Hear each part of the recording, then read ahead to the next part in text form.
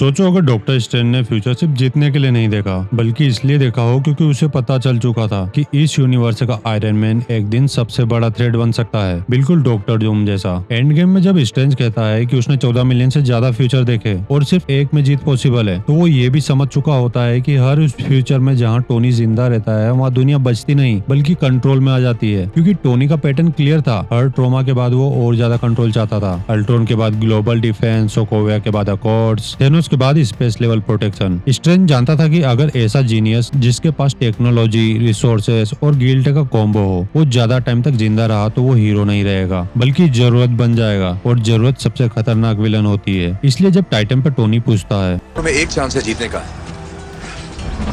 कह दो कि ये वही है। तो स्ट्रेंज का एक उंगली दिखाना सिर्फ सेक्रीफाइस का सिग्नल नहीं था, एक साइलेंट डिसीजन था कि इस यूनिवर्स को आयरन मैन से बचाना भी उतना ही जरूरी है जितना थेनोस से। स्ट्रेंज ने टोनी को सब नहीं बताया, क्योंकि अगर टोनी को ये पता चल जाता कि वो फ्यूचर का डूम बन सकता है, तो या तो वो पहले ही खुद को आइसोलेट कर लेता या फिर कंट्रोल और तेज कर देता। इसलिए एक ऐसा फ्यूचर चुना गया जहाँ टोनी हीरो की तरह याद रहे, विलन की तरह नहीं। और शायद एंड गेम का सबसे डार्क ट्रूथ ये है कि एवेंजर्स ने थेनोस को नहीं बल्कि अपने ही फ्यूचर को डिफीट किया। और अगर डॉक्टर स्ट्रेंज गलत होता तो हम आज टोनी स्टार्क को याद नहीं कर रहे होते, बल्कि डॉक्टर डूम के नाम से डरते।